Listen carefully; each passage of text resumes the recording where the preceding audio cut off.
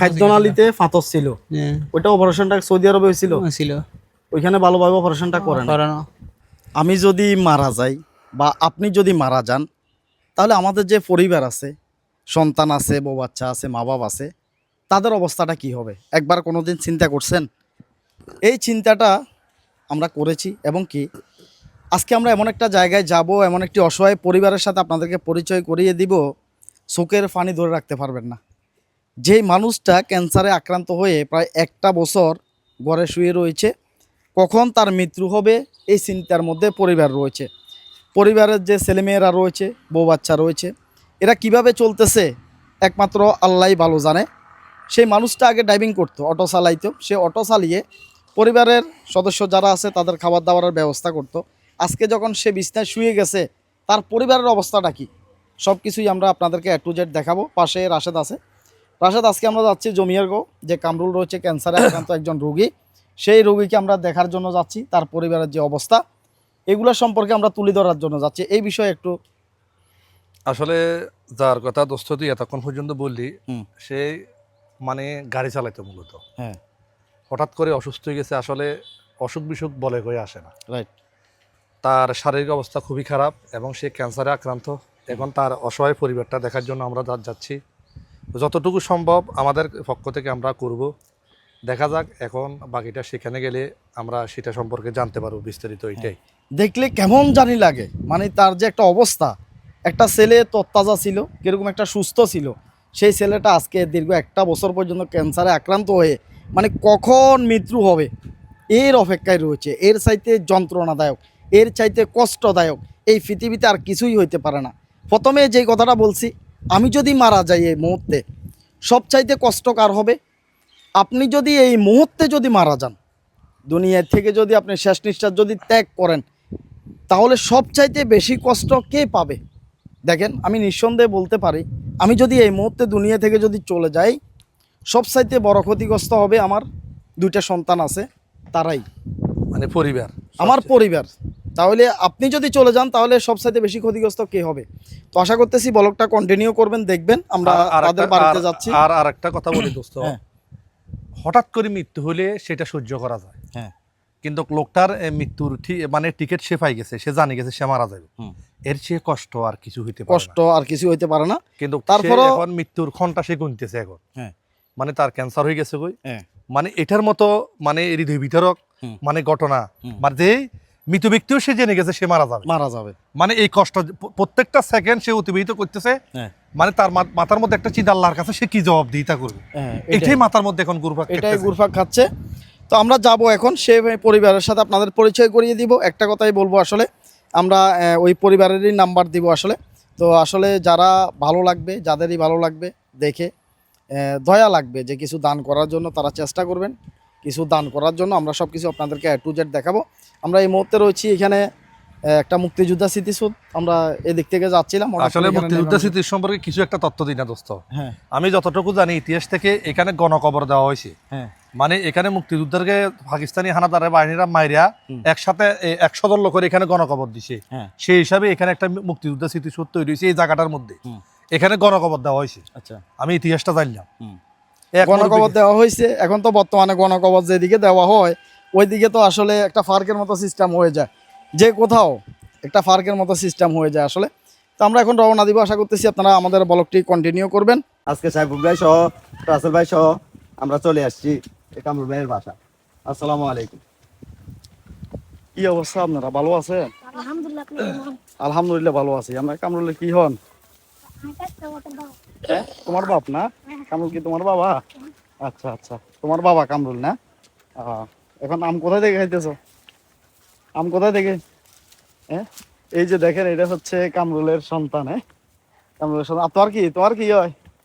হের হাতের কাকা। কেন, তোমরা ভাই বোন কয়জন? তোমরা ভাই বোন তিনজন। আচ্ছা আচ্ছা, তোমরা ভাই বোন হচ্ছে 3 জন না? কোনটা বাড়ি? আর এই সাইডে সামনে কে? আচ্ছা আচ্ছা, আমরা একটু যাই, কথাবার্তা বলি।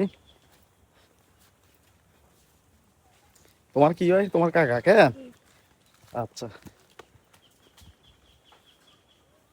অবশেষে আমরা চলে আসছি আসলে কামরুল ভাইয়ের বাড়িতে। তো কামরুল ভাই ঘরের মধ্যে রয়েছে, আমরা কথা বলবো এখন। আসসালামু আলাইকুম। ভালো আছেন আন্টি? আপনার ছেলে অসুস্থ? আচ্ছা, আপনার ছেলের কি নাম? কামরুল ইসলাম। কামরুল ইসলাম না? আপনার ছেলে কত বছর অসুস্থ?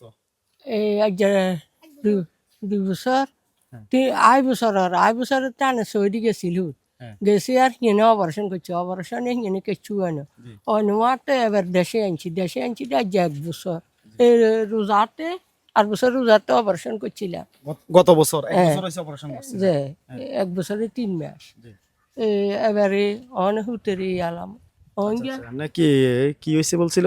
ক্যান্সার ক্যান্সার হয়েছে না? লিভার ক্যান্সার না?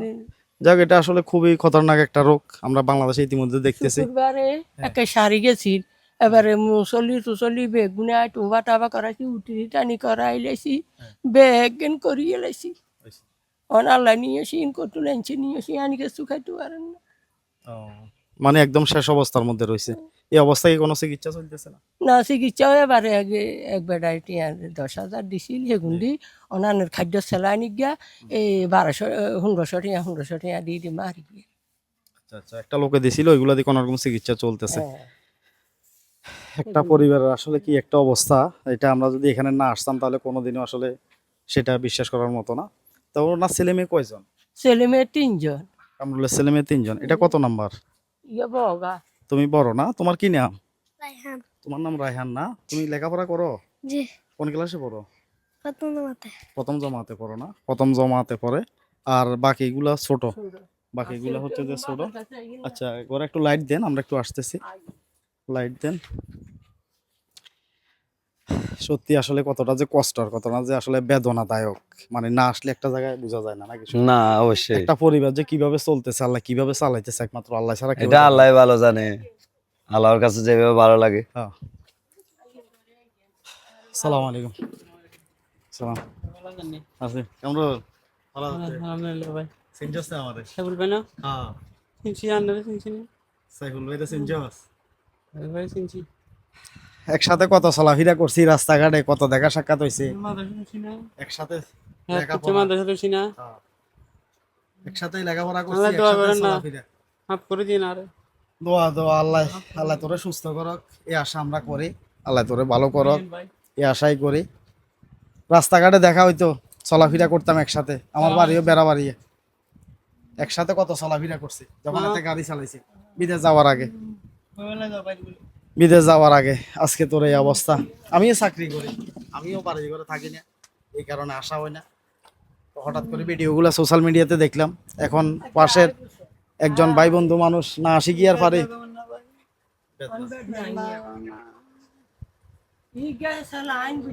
কতটা কষ্ট করে জীবনযাপন করতেছে আসলে, যদি চোখে যদি না দেখা যায় তাহলে আসলে বোঝা যায় না। ছেলে মেয়ে কয়জন তোর? আর দুইটা ছেলে একটা মেয়ে। দুইটা ছেলে একটা মেয়ে। পরিবারটা কিভাবে চলতেছে, কিভাবে চলতেছে? আপনারা দেন দেন মানুষ আল্লাহ জাতের করে রহমতের তারা কিছু দেরে উন্দি চলিয়ে আজ 1 বছর গর্ভটাই মানুষের সহযোগিতা মানুষের সহযোগিতা চলিয়ে চলতেছে। আল্লাহ মিলার মানুষদের খাইয়ের কতটা কষ্ট করে একটা পরিবার চলতে পারে আসলে চোখের সামনে যদি কেউ যদি না দেখেন তাহলে এটা বিশ্বাস করার মতো না। এতটাই কষ্টের, এটা কষ্ট করে আনি আনি চলতেছেন। ও,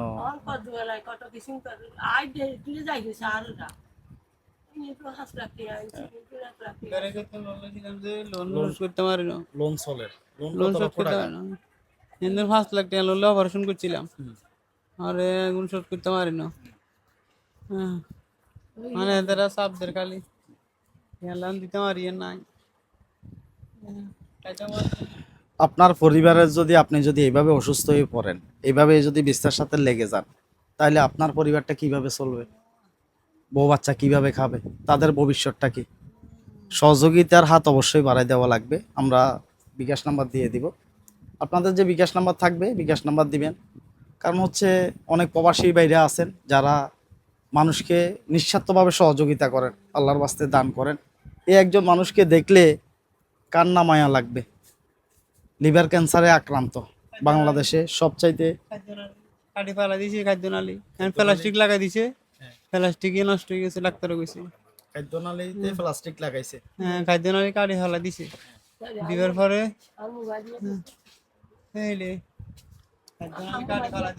হ্যাঁ খাদ্যনালী কালি ফেলা দিয়ে ওরা টিউব লাগাইছিল ডাক্তারে আজিজুল্লাহ। আর এখন টিভি আর যে 1 বছর পর্যন্ত নষ্ট হয়ে গেছে। আমরা ব্যথা বেদনা পাই। এখন শুধু ব্যথা বেদনা চলতেছে না, যদি বেদনার ওষুধ খাই 5-10 মিনিট ভালো লাগে, আবার বেদনা করে। আবার বেদনা করে। যতক্ষণ ওষুধ খাই তখন কতটা কষ্টদায়ক জীবন যাপন করতেছে। খাদ্যনালী কালি ফেলা দিছি। ও সৌদি আরব আসছিলাম তো খাদ্যনালী পৌঁছে গেছিল। সৌদি আরব থাকতে জি কয় বছর আসলে সৌদি আরব? 4 বছর আসছিলাম। সৌদি আরবে 4 বছর আছে। জি কিছু করতে পারিনি। হ্যাঁ, ওই রোগটা কি ওই সৌদি আরব থেকে যে সৃষ্টি হয়েছে? এখানে অপারেশন ছিল, হ্যাঁ অপারেশন করতে তো ভালো করে এরা করানো, ভালো করে করানো আর পরে খাদ্যনালী পৌঁছে গেছে। আচ্ছা, সৌদি আরবে ভিতরে কিছু রাখি দিছিল তারা। বুঝছি, মানে কি সমস্যার কারণে এই রোগটা সৃষ্টি হতে পারে? পাথরের কারণে। ওইখানে মানে অনেকে তো এখন প্রবাসে তো অনেক সৌদি আরব এখন বর্তমানে আছে, বাংলাদেশে হাজার হাজার লোক আছে যারা সৌদি আরব বর্তমানে আছে। আর পাথর আসছিল, পাথর গুণের কারণে পাথর অপারেশন করছিল ভালো করে করানোর পরে খাদ্যনালীতে ফাতর ছিল, ওইটা অপারেশনটা সৌদি আরবে হয়েছিল। ওইখানে ভালোভাবে অপারেশনটা করানো। পরে এখানে ব্যথা করতে আমি ওষুধ খাইতে ফসাই লেছি। ব্যথা করতে ওষুধ খেতে, শুধু এটার আর কোনো চিকিৎসা হয়নি? চিকিৎসা করে না। সৌদি আরবে আপনি কি কাজ করতে তখন? এখানে লেবারি করতাম, লেবারি কাজ, গাড়িতে লোড আনলোড করতাম। কষ্টের কাজ ছিল সেটা, এই কারণে কষ্টের কাজে চিকিৎসাটা ঠিক মতো হয় নাই। হ্যাঁ আস্তে আস্তে ওষুধ খাইতে খাইতে একসময় এখন খারাপ অবস্থার মধ্যে এসে পৌঁছে গেছে। আমরা দোয়া করি, আমাদের জন্য দোয়া করি, আল্লাহ যেন তোকে সুস্থ করে, এই দোয়াই করি। কারণ জীবনে অনেক সময় একসাথে চলাফেরা করছি, যখন রাস্তায় গাড়ি ঘোড়া নিয়ে বাইরে ছিল। এটা ভিডিও দেখানো যাবে না, দেখছি, ঠিক আছে। 4 বছরে দিদি, আহা কষ্ট রে, যে এতটা দিন 1 বছর কষ্ট করি। 1 বছর কষ্ট করতে আছে, 1 বছর 3 মাস। হ্যাঁ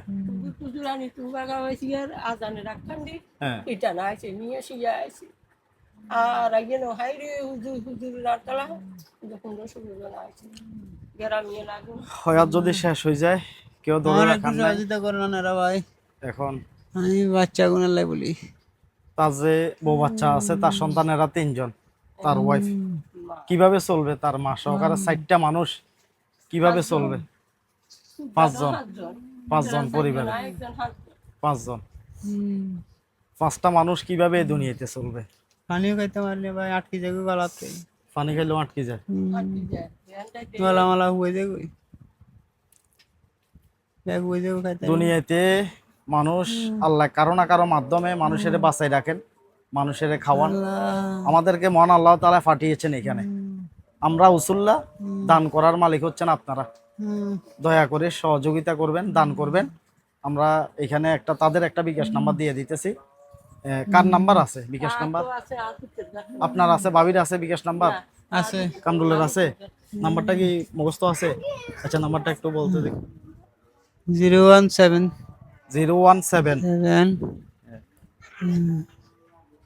ভুলে গেছি। আচ্ছা, নাম্বারটা একটু বাইর করে নিয়ে আসেন। ওই যে কামরুলেরটা নিয়ে আসেন, বিকাশ নাম্বার। রোগীর যে নাম্বারটা, কামরুলের যে নাম্বারটা ব্যবহার করতে, আমরা ওই নাম্বারটাই দিচ্ছি। হ্যাঁ 01738 01738 হ্যাঁ 74 35 49 74 35 49 01738 01738 74 35 49। এটা হচ্ছে তোর নাম্বার না? বিকাশ নাম্বার। আপনারা, উনি যাতে অসুস্থ, বেশি কল দিয়ে বিরক্ত করার দরকার নেই। তবে যারা পারবেন, আপনাদের কাছে আসলে আমরা অ্যাকচুয়ালি ভিক্ষা কামনা করতেছি। অন্তত পক্ষে বেশি না পারেন 10-20 টাকা করে হইলেও, 100 টাকা 500 টাকা, যে যাই পারেন আল্লাহর রাস্তায় একটু দান করিয়েন। কারণ এরকম অবস্থার মধ্যে যদি আজকে যদি আপনি পড়তেন, এরকম অবস্থার মধ্যে যদি আমি পড়তাম, তাহলে আমাদের অবস্থাটা কি হতো?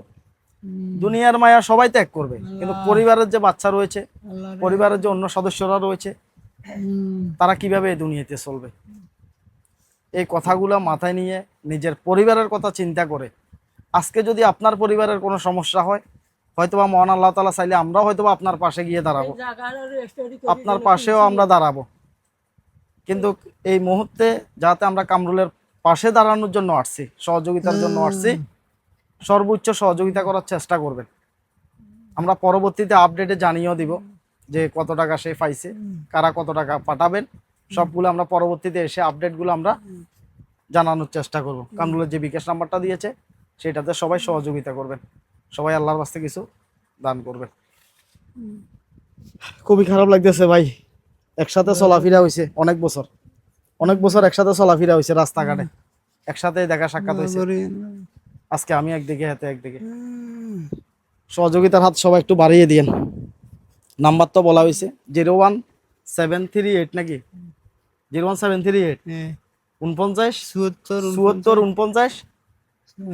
35 49। আচ্ছা 74 35 49। 74 35 49 এটা হচ্ছে তার বিকাশ নাম্বার। আমরা স্ক্রিনে দিয়ে দেবো, অলরেডি স্ক্রিনে দিয়ে দেবো। স্ক্রিনে আপনারা দেখতে পারতেছেন, সেটাতে অবশ্যই সবাই সহযোগিতা করবেন। পাশে এখানে তার মা আছে, তার ওয়াইফ আছে। ছোট বাচ্চাগুলো কই একটু দেখি, ছোট বাচ্চা আমরা দেখি। আসলে এটা হচ্ছে আমাদের হচ্ছেন তার ওয়াইফ নাকি ভাবি? আপনাদের বিয়ে হয়েছে যে কত বছর? হ্যাঁ 7 বছর, 10 বছর হইব না? 10 বছর। এই যে এটা হচ্ছে ছোট বাচ্চাটা, একটু সোহেল একটু দেখো, ফুটফুটে একটা বাচ্চা। আসলে কান্না মায়া লাগবে। এই বাচ্চাটা যদি বাবাকে খোঁজে কোথায় পাবে? বাবার অবস্থা আজকে যায় অবস্থা। এটা হচ্ছে মেজুটাকে, এটা হচ্ছে মাজ্জাটা, সমস্যা নাই। এটা হচ্ছে মাজ্জাটা, এটা হচ্ছে ছোটটা, আর বড়টা আমরা শুরুতে দেখাইছিলাম। হয়াত মত হয়েছে আল্লাহর হাতে, কিন্তু এই পরিবারের এই যে বাচ্চাগুলো আছে এগুলা কেমনে চলবে? এগুলা চলার জন্য একটা মাধ্যম মহান আল্লাহ তাআলা আমাদেরকে পাঠিয়েছে। আপনারা কিছু সহযোগিতা করবেন, তাদেরকে কিছু আল্লাহর রাস্তায় দান করবেন।